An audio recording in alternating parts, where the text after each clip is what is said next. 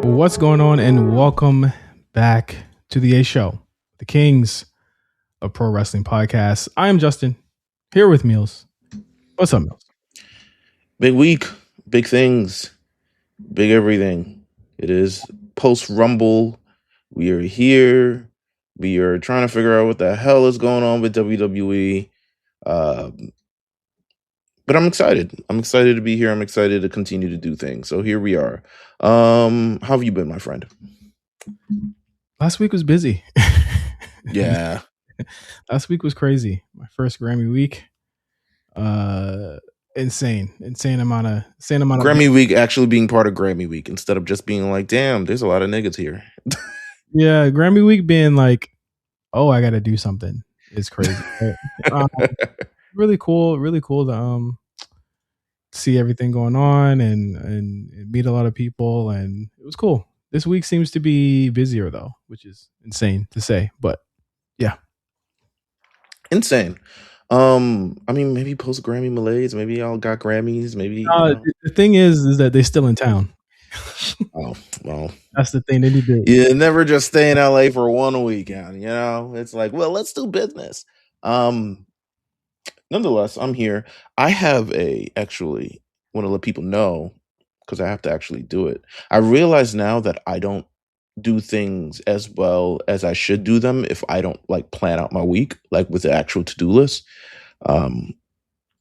which is something that I usually do when I'm working and stuff like that. But if I don't plan out my week with the actual to-do list, I don't actually do anything that I'm actually supposed to be doing when I'm supposed to be doing it. But I have to write another newsletter. I feel like I want to make it monthly. Yeah, I love the first newsletter. It was very sweet. Oh, okay. Thank you. Sorry, I'm getting texts and all this other stuff like that. It's kind of annoying. But yeah, I gotta make sure to get the next newsletter. So February, expect a new newsletter. Hopefully, relatively soon. And yeah, we'll make things interesting.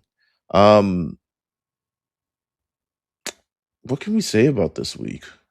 Other than a lot of shit going on this week. I think that the big conversation is of course around Saturday, but I think one of the micro conversations that we could talk about, I guess, is the Hangman situation, I guess, because it's actually kind of grown. Has it? I mean, he put an interview out. I mean, it grew. Oh yeah. Okay, that's the grow. Yeah.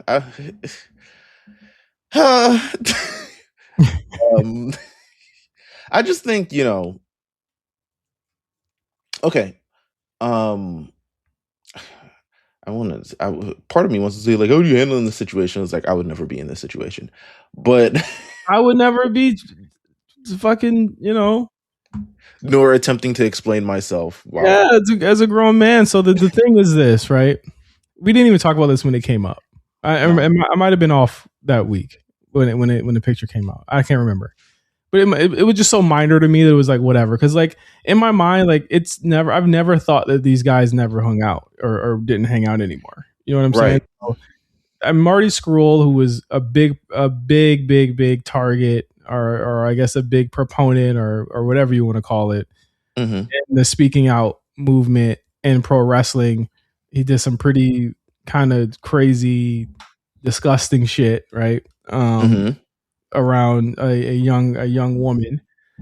He posted a picture of him and Hangman, and it was a picture one of them hey, we still together type pictures, and a lot of people were upset about that, rightfully so. It's a pretty disgusting act that he was involved in. Won't get into it on here, but people were really upset, rightfully so. They should be upset. So the issue became is that people were saying it was AI Meelz. They were saying, oh, this is AI. It can't be him. It's him.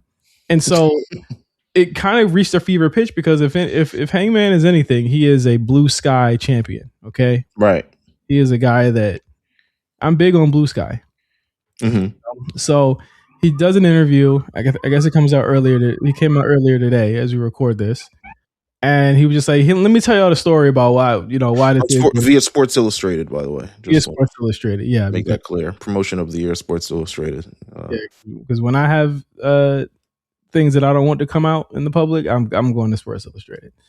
And he basically says, "Listen, man, I've seen the things that he does, the things that he did, but that's still my friend, and I'm just waiting. I was waiting to see the change in him, and just the overall bad statement, just like his promos, just the overall bad statement to put out there in the public. But here's my thing, and you tell me this, Meelz, would you have said anything? I almost feel like this is a moment where he just should have said nothing.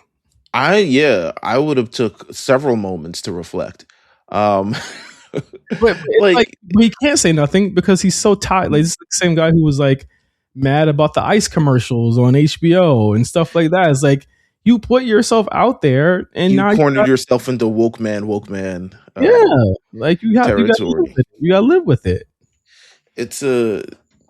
I wouldn't have said anything. I at least kind of really addressed it. I feel like in those sort of interviews where you don't really have anything constructive to say, or you don't have an actual statement prepared, I would, in that instance, just be like, no comment for now.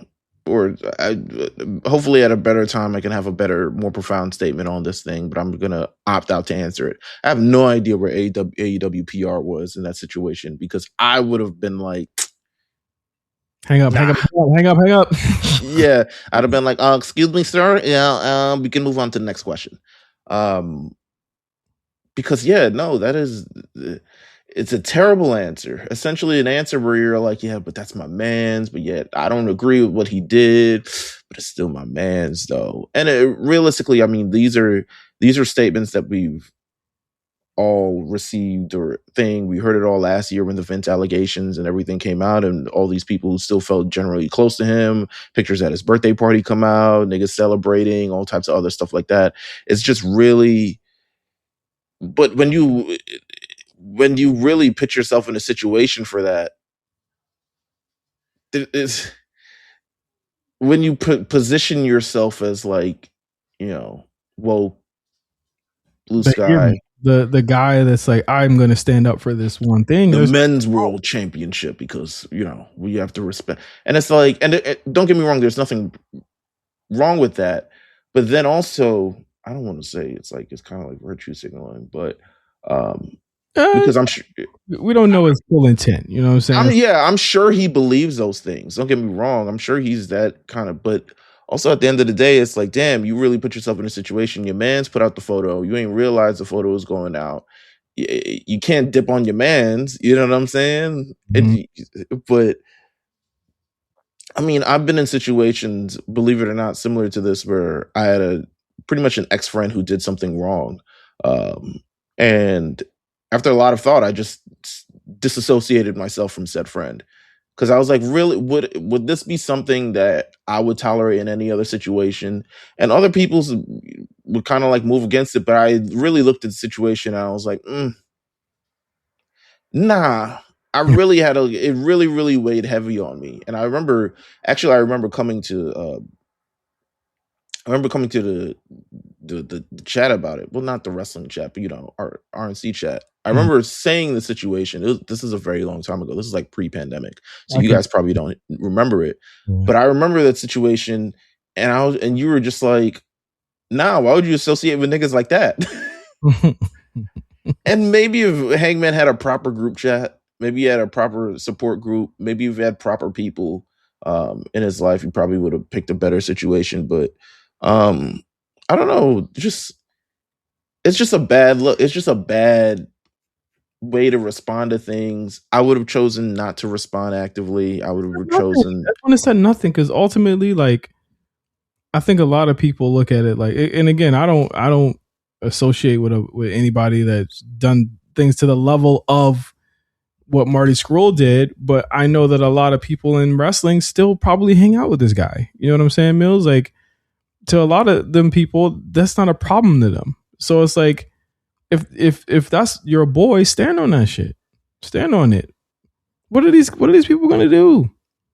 I guess he just wants to be, that voice out there. I think the way that I like looked at it was like he was just basically like, yeah, he's still gonna be my man's.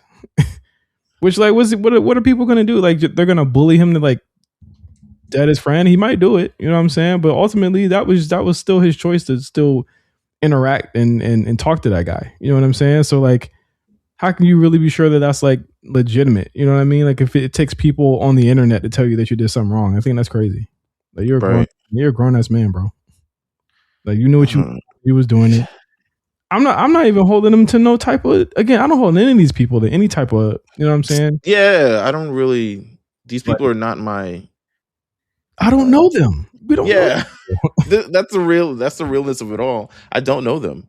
Yeah, I don't hold them to really any kind of state. Especially, I mean, I don't want to say especially Hangman Page because I don't consume AEW in any form or really any form where I would look up to this person and be like, oh my God, yeah, totally.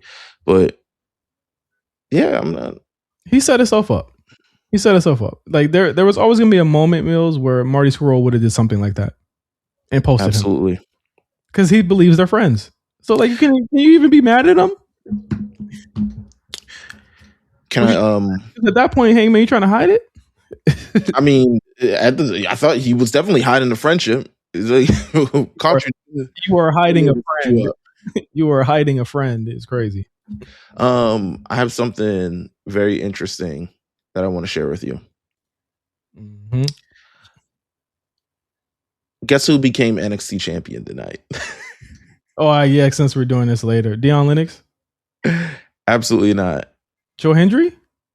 It was Joe Hendry. Yeah. that was my top two. Damn, man. Joe Hendry. NXT? I'm gonna be honest. I have not watched NXT in at least a month. I didn't watch this ladder match at all. It just felt. I mean, one because I'm here, right? This what they serving up?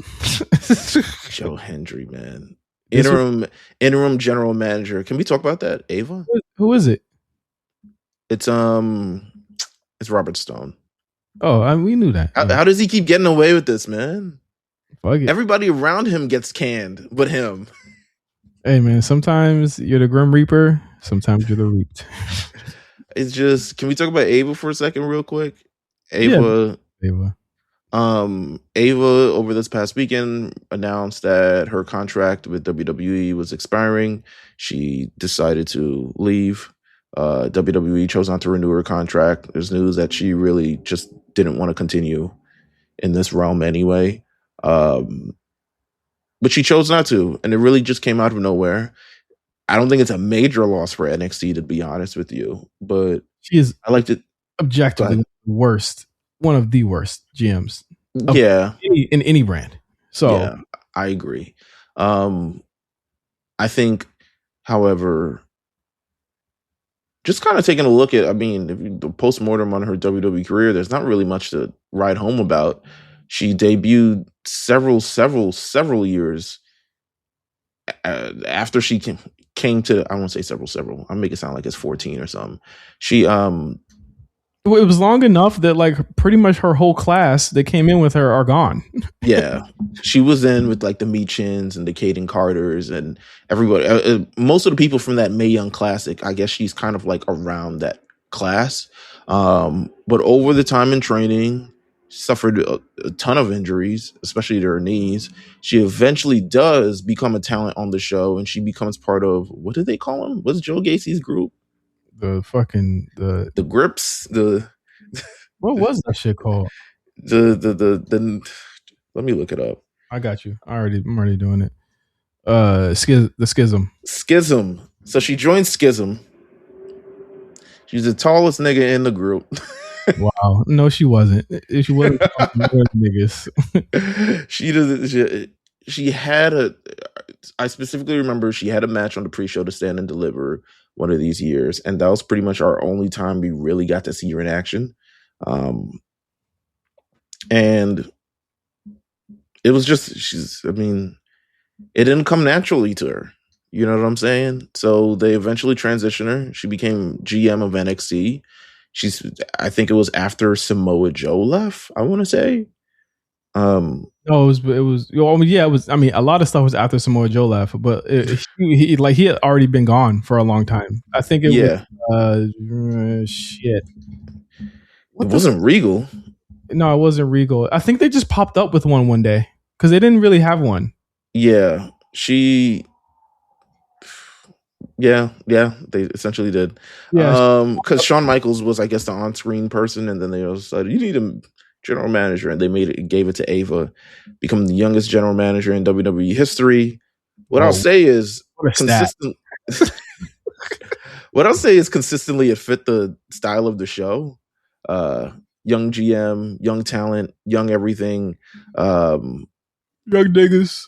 Yeah. But realistically, over time, it just became like damn. This is terrible. Like the decisions you make, the things you do, all these other things, it's just terrible. So I can't even think of some of the worst things that because keep in mind, like she's not the booker, right? Like she's the one that's relaying what the booking says. Like the GM is essentially the avatar for the writers, right? Like, right. And what they always are, regardless of their characters, they're the avatar of the story that they want to put over, right?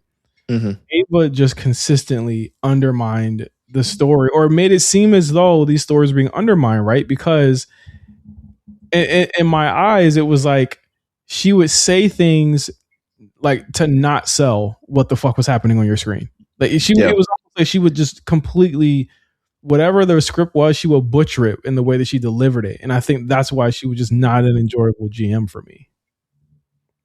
She was pretty bad. Just overall, when it's all said and done, it was just a bad GM, bad writing. I mean, if she was Avatar of NXT, it kind of really showcased the terrible writing for NXT at various points, including still today, including today's episode, which I just watched, and there was a period. I've been waiting. I'm like, yo, I said on a tweet, I was like, Zarya has to turn on Sol Ruka, like now. It hasn't happened yet? No. And she gave her a soul snatcher today. On accident? Yeah, again. Oh my god! See, this is why I stopped watching.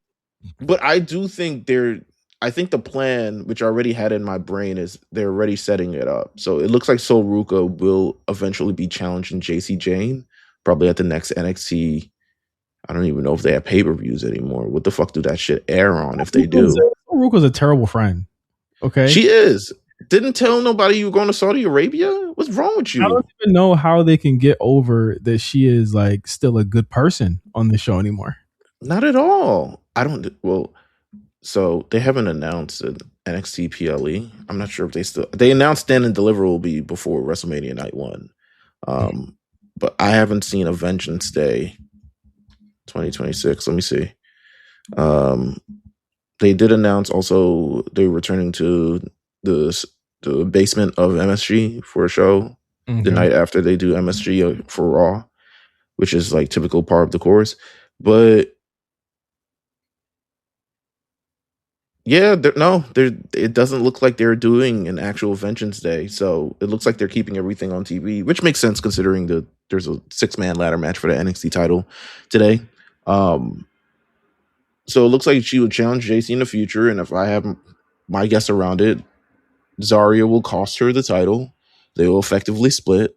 Stand and Deliver happens. And hopefully Sol Ruka at some point in that area will get called up because she had an amazing showing in the Royal Rumble. She's all but confirmed to be like next gal up, new hotness, all the other things. So, I'm surprised they haven't pulled the trigger, but also it's just I think if they really wanted to, they would have already. So it really doesn't matter. They did it with Javon. They were just like, all right, nigga, you're going. Yeah, Zarya needs to just go, or needs to get rebranded, and she can't get rebranded. She can't get rebranded if Soul is still there, and she needs to be rebranded in the pimp outfit that she wore to that Halloween party. I agree.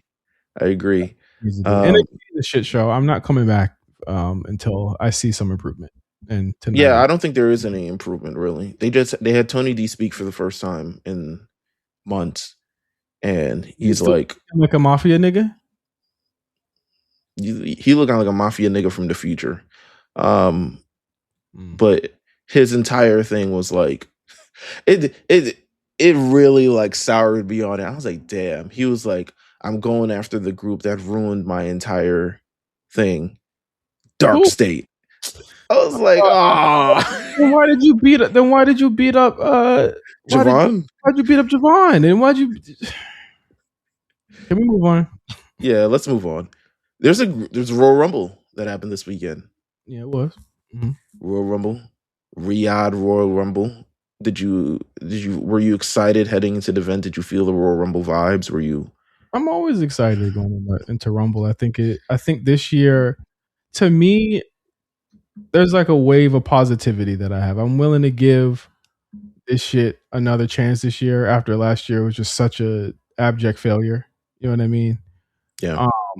So like there was a wave of optimism, and I think that it partially quelled that optimism that I have and what's going to happen for Mania. I think it's a 7 out of 10 show. I don't think it was like amazing in any way, shape. I think there's opinions on either side of which of how this goes, but I think for what they did, they put on a pretty good show. And I think that there was some intrigue going out of it that obviously was followed up on the next day. But I thought it was a good show. There wasn't anything I hated on the show. Nah, there wasn't anything I hated. I mean, there wasn't anything that like jumped out the window, jumped off the screen for me. But there wasn't anything that I hated. I mean, there were moments during the Royal Rumble. So I will say, what was our temperature last year? Our temperature was Cena was winning. Our temperature going into last year yeah. Winning, and we're gonna get Cena, Cody, and we were already kind of predicting what the hell was gonna happen with that. So right, going into last year, it was very much like, okay, let's, Rock's not here. Right. And on the women's side, it was like Charlotte's back. Oh, Charlotte won. Oh, yeah, Charlotte. Yeah, I didn't believe you. I believe if I believe correctly, I'm pretty sure someone who remembers very well, probably Armand, will be like, I probably said Charlotte's not winning, or yeah. I might have said that. I don't know, but like you were like, look at this fucking video package. You know she's winning. Stop yourself. And I was like, okay, whatever. And she won. And I think coming out of last year's Royal Rumble, we were like, okay. Yeah. I'm just like, all right. And I think WrestleMania. coming out of this one, I was like, all right, cool. Like the women we expected, right? Yeah. The women we expected. The male one we did not expect. I don't think anyone expected that, even though we should have, based on how he just popped up last Friday. But I think coming out of it, I was like, okay, I'm in. After Monday, I was like, okay, I'm in. I was like, yeah, I see the vision. So the Royal Rumble starts off, I mean, after like 2 hours of preamble, starts off with the women's Royal Rumble. To me, the better of the two. Would I be correct in saying that or not? I enjoyed it. I mean, I don't know. Maybe because I enjoyed the ending better. I don't know. It's the same ending they always do when they're on the apron. That was the one thing that's when I knew it was about to be over. When I was like, Liv loves this I'm on the apron shit. Like they love that. I need the producer for it. They always do that for the women. They did it with didn't they do it with Rhea and somebody one year on the apron? I think they did with Liv one year too. Yeah, they did with Liv one year. When she lost to Bailey. Yeah, that was the one. But I mean, and Charlotte just straight up booted a bitch last year. But they always do that shit, man. I'm always like, whatever. But yeah, I think there's moments that I like from each. There was moments I didn't like from each. I think that like the men clearly had a clear storyline going in that they got over in the first 10 minutes, and they were just all right, let's just throw people out there. Yeah, I think there was definitely like some really cool moments there. I think the Oba stuff was cool for the men's, but I think if I had to choose which one I liked best, probably the men's. I think we'll split on this. I think I like the men's. Yeah, better. I like I don't know. I like the women's better because of the one again. Yeah, didn't really know what happened, but I thought they were very like key moments, key surprises, key entrants that are like, oh my god, yeah, I would love to see this. It starts out pretty strong. We get a number of NXT participants: Lola Vice, Sol Ruka, aforementioned, JC Jane, Kalani Jordan. Lash Legend had a big showing on the show. They're really behind her. She was throwing everybody out. That shit was crazy. The people who she threw out is, I feel like, it's more even notable. As much as like she got the most eliminations, I feel like the people that she threw out herself, just really, really speaks to it. She eliminated Charlotte Flair. She eliminated Jordan Grace. She eliminated Io Sky. She eliminated both Bellas. That's mad world championships combined. You know what I'm saying? It's clear that they see something with her, or at least moving forward, and there's some sort of like a long-term scheme with her, hopefully. But she had a great showing during this. I mean, the surprise of the evening for this, one of the biggest pops over in Riyadh, Brie Bella returning, big Brie mode. Brie Bella just crying on Raw. I said, huh? Niggas wanted, people don't, and I don't think this is us. People highly underestimate the popularity of the Bella twins.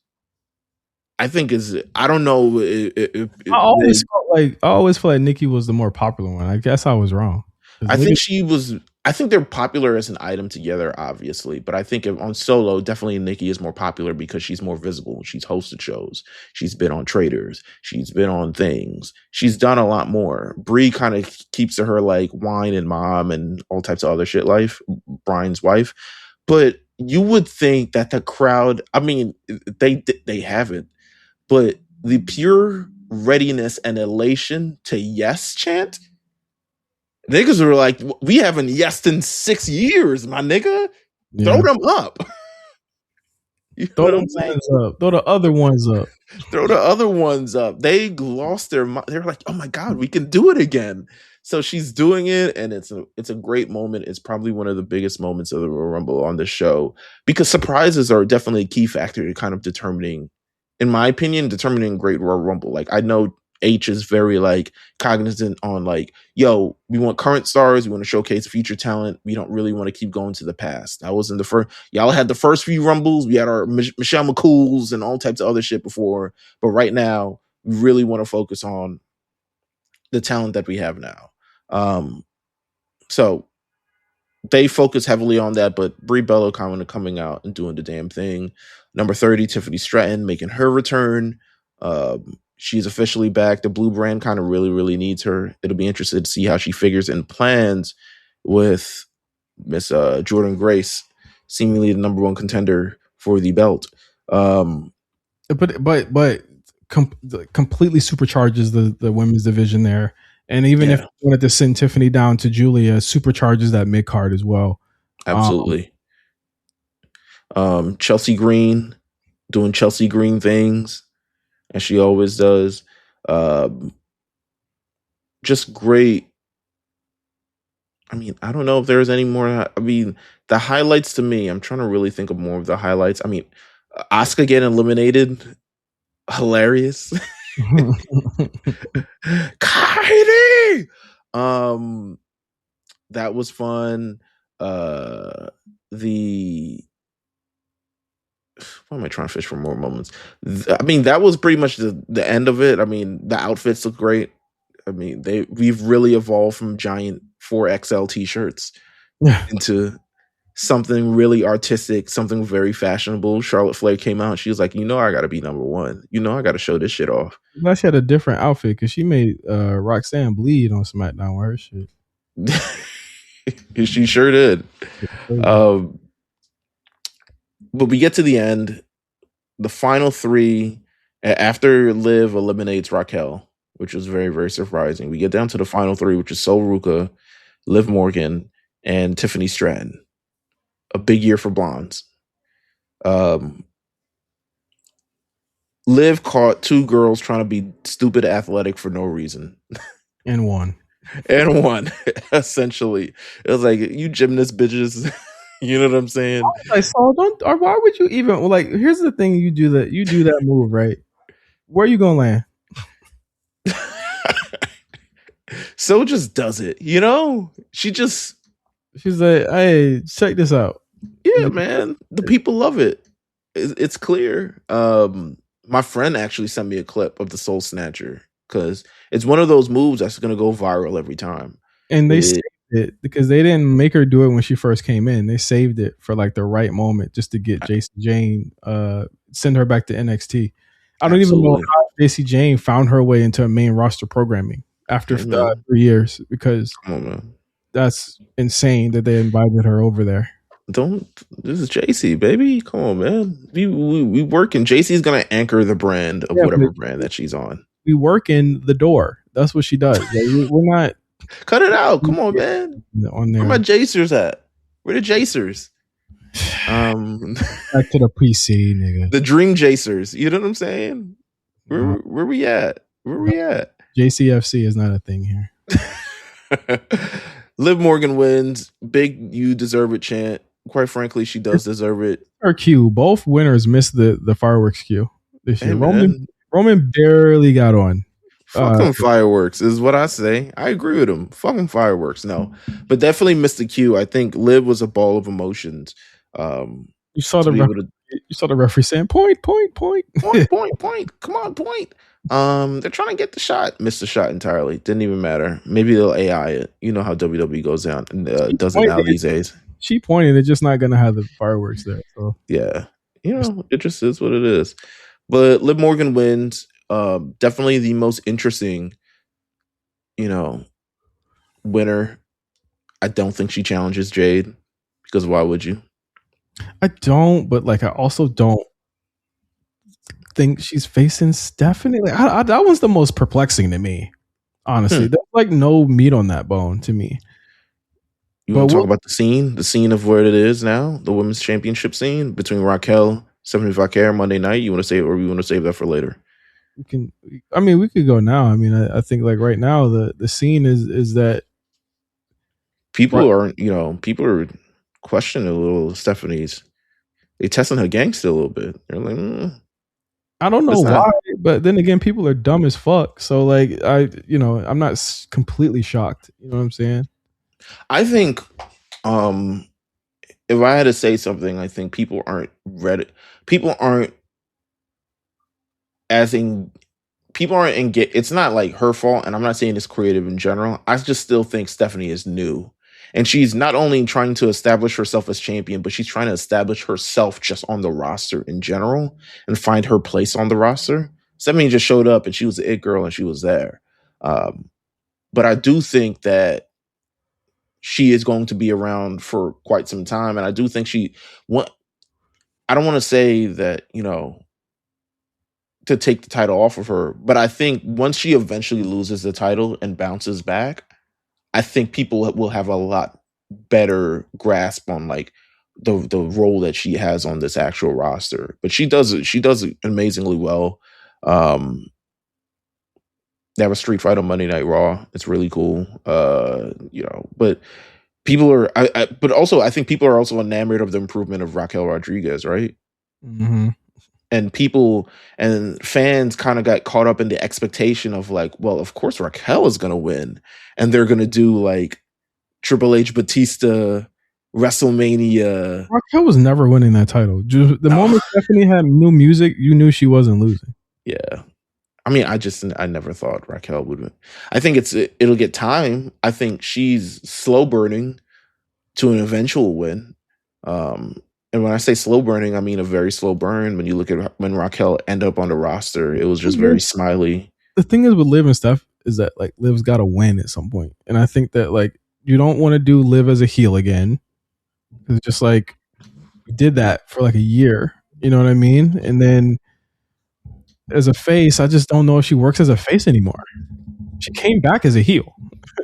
I don't with the Judgment Day. I don't know who's turning or who's healing or I don't know who's doing what. I have no clue what they're doing with this breakup. And I think tying Stephanie into this, it's good because it gives her a program that's like long lasting. But like it's just her 1v3 in these hoes, and I think that's not really interesting either because you're just gonna beat them all. I would rather Liv just fucking challenge Jade, to be honest. I'd rather, because you know what it is. The Judgment Day needs to split up. Like all of them need to split up. They've been together for too long. Yeah. So like I'm not too like not unconvinced that might not be something they need to do. It's definitely strange. It's definitely weird. I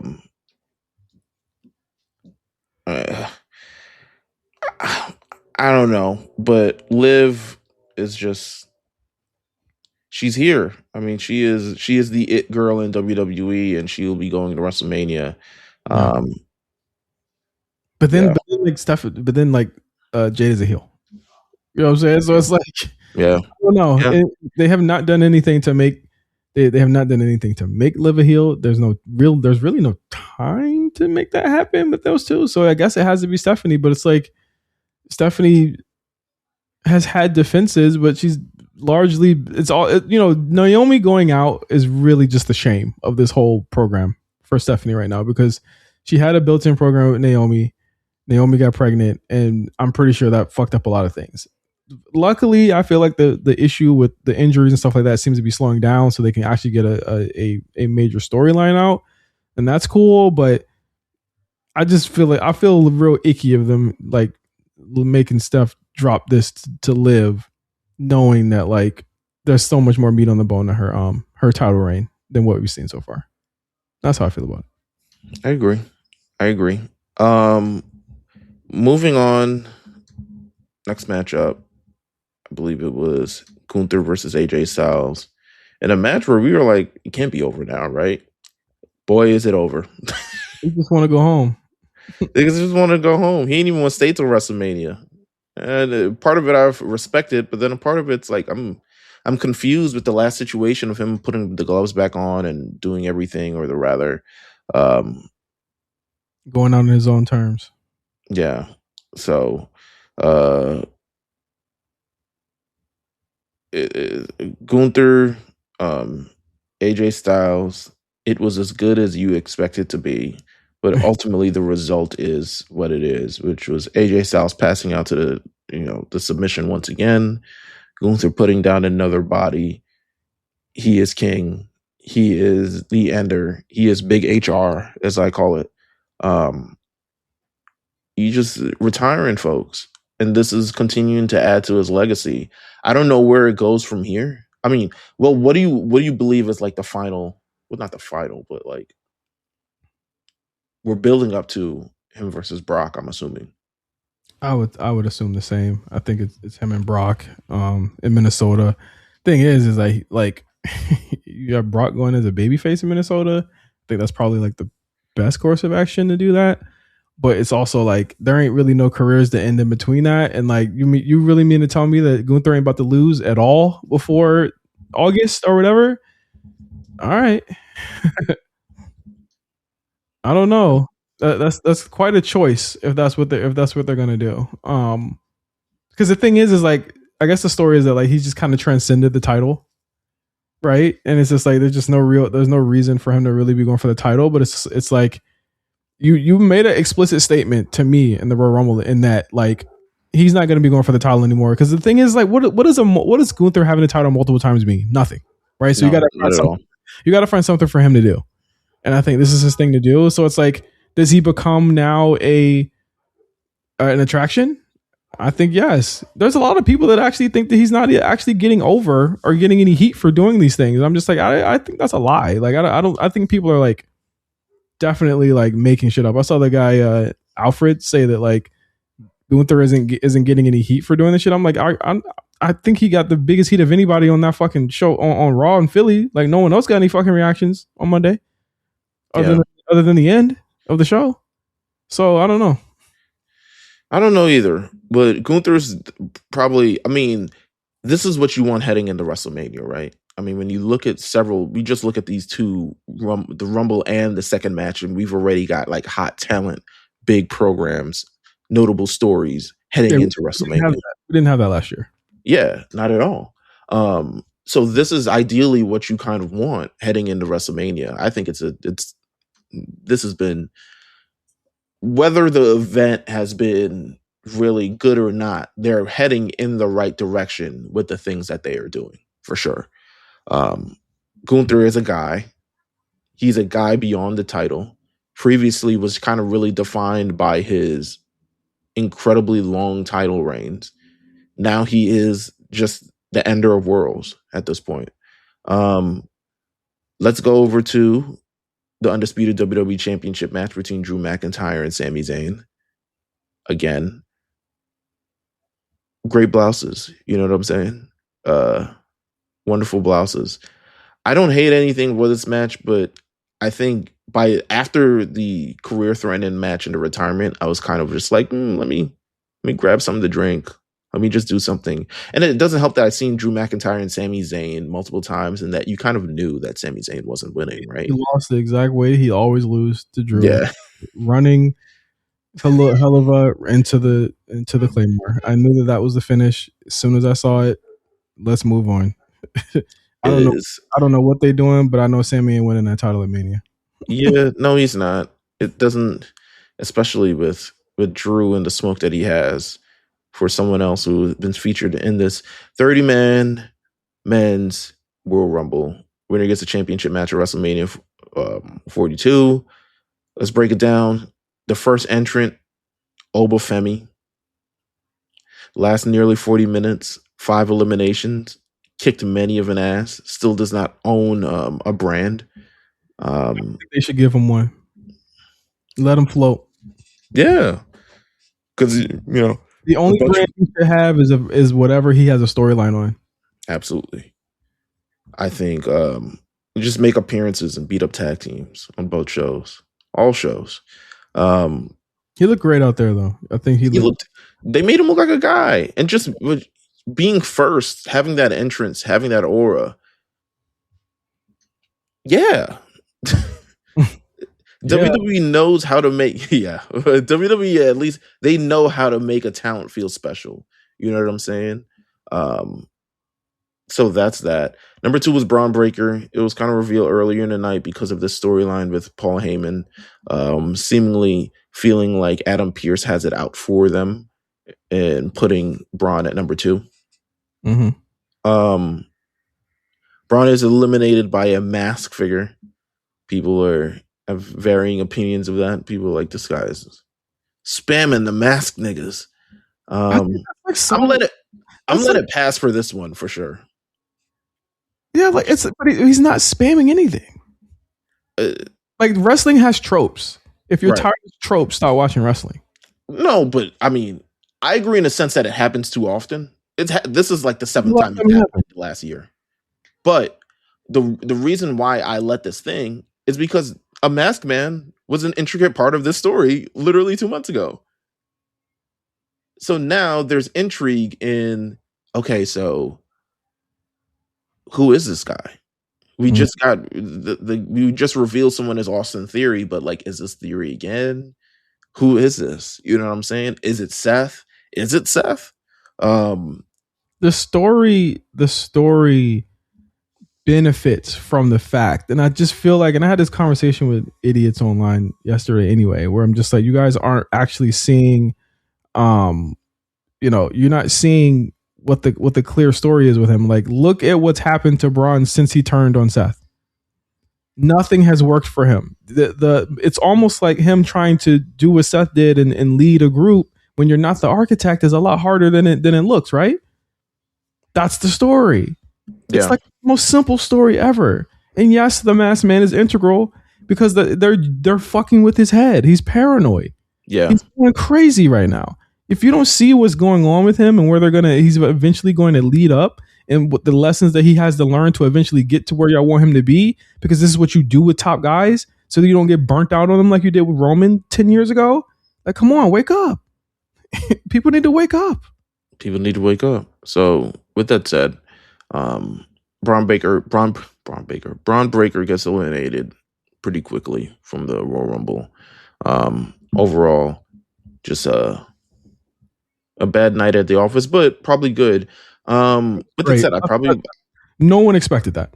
I agree. They also, you know what else they did? They kept you away from seeing Oba and Braun too early. It was fantastic.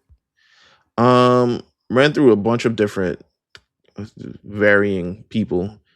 Obafemi eliminates the next 5 in a row, including 4 in a row, including Solo Sikoa, Rey Mysterio, Rusev, Matt Cardona. I think that's it.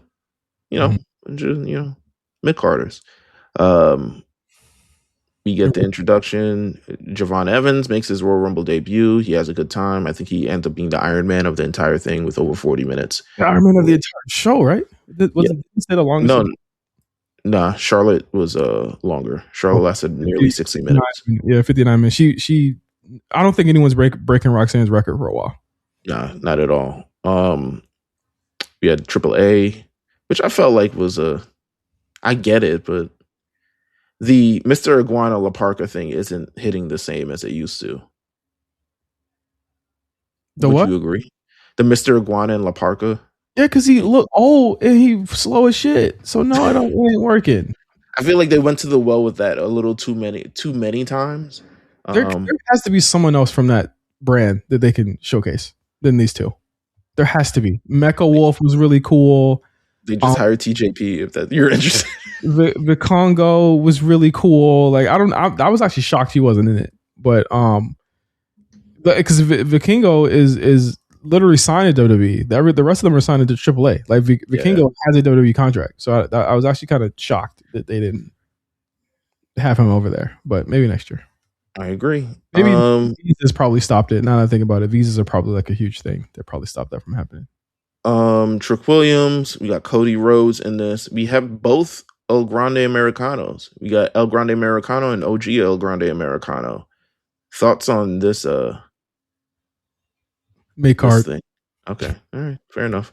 We get the debut of Royce Keys, formerly Powerhouse Hobbs. They take a sledgehammer to a powerhouse. He was formerly known as Powerhouse Hobbs, now Royce Keys. I'm like, see, wasn't that simple?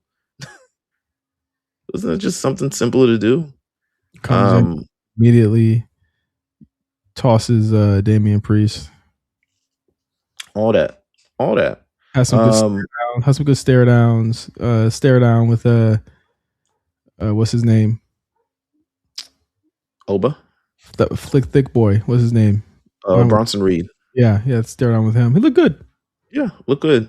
We had a number of other folks come in here. LA Knight makes his return to the entire thing. Has a great moment. Helps eliminate Brock Lesnar with the help of Cody Rhodes. No idea if that's going to end up spinning off into something. Usually if you eliminate Brock, you're kind of fucked. Rey Fenix, Jey Uso, Roman Reigns appears, Jacob Fatu, Penta, Randy Orton, and Gunther closes it off. Gunther being in it, I guess they kind of... It was to kind of give you the thought, oh, he retired AJ, he could probably win the Rumble, right? Yeah. I think like the whole thing with that is like, it was to give you, I think there's more to that too. It's like, Gunther's always kind of been the bridesmaid in the same way Liv has been, right? So like you're waiting to see him do it. Like maybe next time don't be so cocky and think you can fucking go out there limping and do that. Like they protected him pretty well. I must say they protected him pretty well. Knowing that he had just done that match. Absolutely. Ultimately the winner ends up being Roman Reigns, who eliminates Gunther. Big like, oh, we main event. Oh, this is WrestleMania. This is WrestleMania season. You know. Thoughts on Roman Reigns winning it? At first it was groans in the chat, L's in the chat, but I mean I think Monday probably. I groaned a little bit. Monday kind of, I was like, all right, you're right. Monday was like, you're right. But the thing is with Roman is that he got to get back in that bag, and I'll talk about it on show reviews. But he's got to get back in that bag, or else, you know. I think the thing about Roman winning is that like, the winner gets a main event at WrestleMania, but it also feels like he's like destined the main event WrestleMania anyway, whether he points to Pyro or not. Yeah, I mean he is there. He's LeBron. Yeah. You know what I'm saying? Like he can main event realistically until the day that he's done. I'm not mad at that aspect. I think at first it was just kind of like, oh, once you realize what they were doing with the McAfee stuff and the video packages and the grandiosity of it all, you realize that it's probably going to be a deconstruction happening. And I think that's ultimately going to be really strong for us and for the show. Like, you're immediately intrigued from the moment they have that promo on Monday to right now. It's like, okay, we're in the big leagues now, and I think that's what we couldn't see at first. But then again, Mills is like, do we really want LA Knight to win? You know what I'm saying? Like, it's like no. I wouldn't have been against it. I prefer this course of action to that for sure. See the new shirt? Unchosen. Nigga, go get that IC title and leave me alone. Hey man, come on, man. We both picked LA Knight last week. Don't do him like that. Don't do him like that. I thought for lack of better options. You know what I'm saying? We have the thing about this Rumble is that we have no clue what is going to happen. And I think that's the cool part. Absolutely. Well, it became very, very clear the night after. We can just transition to, we can do this on the free and then do the rest of the show on Patreon. But we get to the main event of Monday Night Raw. As it's closing off the air, Roman Reigns comes out and he's like, man, didn't y'all miss this feeling? Philly means so much to him, has always been an important part of his career, an important through line to his career. And it's interesting that he now comes back once again, the winner of the Royal Rumble, where he won the first Royal Rumble. To which CM Punk shows up and is like, nigga, this is my show. First of all, no, he looks at the camera and is like, yo, Finn Balor, when I see you, when I catch you, doggy. Yeah. When I catch you. So he does that to Roman looking incredulous in the background. Like, this nigga really interrupt me to shout out. He's like, Finn Balor? And I think he ended there before he said something wildly disrespectful. Well, I mean, he showed him more respect than he showed Drew McIntyre. So that if I'm Finn, I feel pretty good. If I'm Finn, I feel pretty good today. If I'm Finn Balor, to be honest with you. Yo, Drew McIntyre gonna have words on SmackDown. I'm almost sure of it. Like, he's going to make it. But it's crazy because like now Roman is acting like WWE title is like whatever. And this title is what it is what's up. This is what I think. Well, he clearly stipulated that like I could main event with Drew, but I'm not going to. And I really do think it's the inner voice screaming out loud, because we talked about this last WrestleMania thing. There was an opportunity to do Roman and Drew last year. I heard that was on the table. And we saw what happened. Roman did not. I think, who did Drew McIntyre end up facing at WrestleMania last year? Damian Priest. He was completely out of the picture. Yeah. So we get there. Big boy time. You know what I'm saying? It's big boy time. And from that moment, we saw CM Punk come out.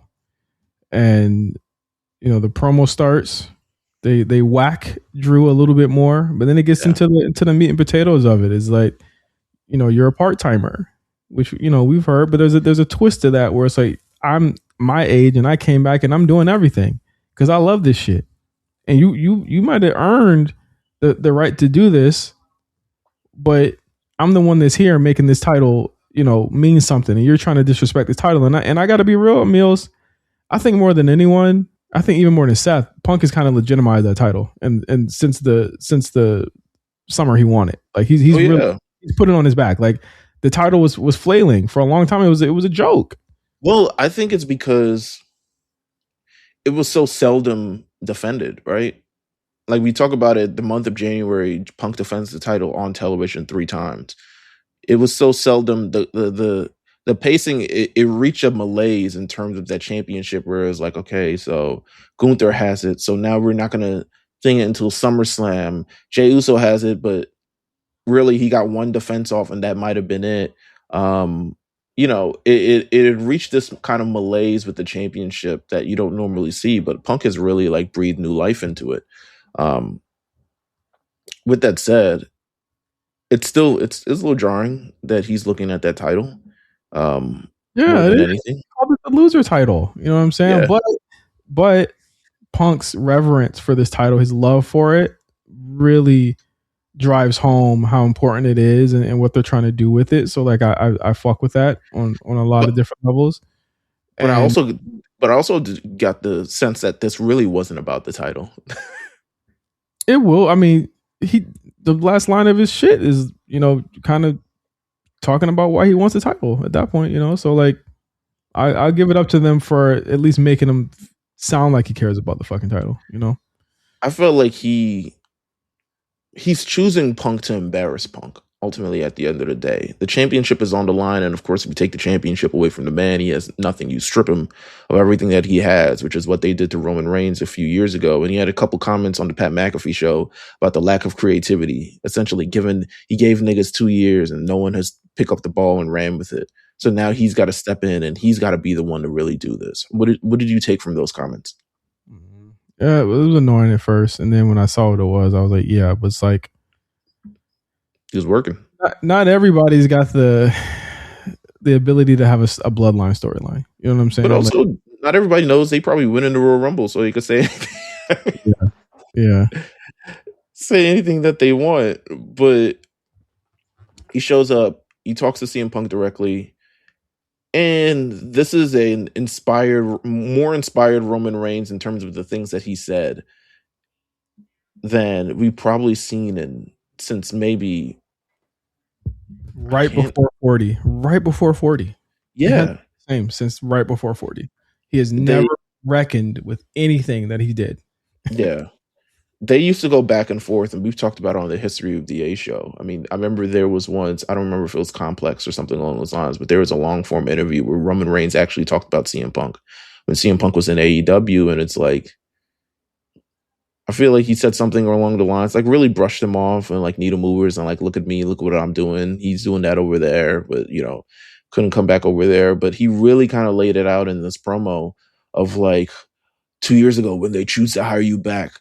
Who do you think they called first to see if it was all right? They called me. And I still, made that promise to Paul not to really act on anything. But you decided over a decade ago to go on your little podcast with your little best friend and shit talk me and make my life harder than it had any right to be at that period of time. So he does not just want to do this to win the championship. He says no fucking Z-bros and all this other shit like that. And he's like, you try to brainwash my family. You try to end my thing. And I forgot the exact words that he says in that instance. And he says, I fucking hate you pretty much. Yeah, and that's why I'm coming after you. He says, I'm picking you because I hate you. Yeah. That last was cutting, but I think like there's no words we could do to do this justice, just the way that they delivered these lines. And I'm just glad we got this Roman back. You know what I mean? I think ultimately I'm just glad that we got this version of the character back, and that we can. When do you think he'll be back?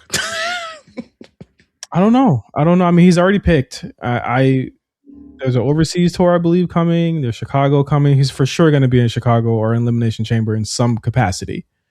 And you can just expect that that's going to be just heat personified between these two. You know what I mean? Because this is really what the 3.5 years Punk's been there. We've been waiting for this. We kind of got it last year, but not really. You know what I mean? We kind of got it, but not really. This year we're really getting it. And I think that it's super important that they kind of like pop this off the right way. But it's interesting. Definitely. I'm not gonna be optimistic or hopeful about anything because every time I do that for Roman, he ends up fucking making me look stupid. No, yeah. I agree. Next Monday they're in Cleveland. They're actually staying grounded in the United States. I think the overseas is completed, but there's an Atlanta, Georgia date. I could see him at Indianapolis. They go to Texas. I don't know about Boston. They probably don't want to go there. Best case scenario is that he shows up to a good amount. Yeah. Hopefully. I mean, but the thing is also Roman's probably not wrestling until WrestleMania. So yeah, in worst case scenario there, right, is that like he wins this title and like what? It's gone off TV. That's another thing that I'm just kind of like, I'm interested in how they play this out. So I'm lipo on this because I'm like, ain't no way it's that easy. Absolutely. we know he not showing up. So I think that's all we got for the free show this week, ladies and gents. Yeah. Yeah, thank you guys for listening. Road to WrestleMania has started. I think right now we're waiting for the Road to Elimination Chamber. Qualifying matches actually start next week. It's looking like it's going to be like it was last year, 4-4, 4 from Raw, 4 from SmackDown. So we'll see how that shakes out. But really interesting stuff coming down the pipeline on Raw and SmackDown, and we can't wait to talk about it. So next week we'll be back with this is the most exciting period of our show when we do this. So make sure you're tuned in, locked in, subscribe to our Patreon for the extra content, subscribe to our Patreon for our Discord as well. And so you can get all the stuff first. So again, for Meelz, I'm Justin. Thank you guys for listening to the A Show. See you guys next week. Peace.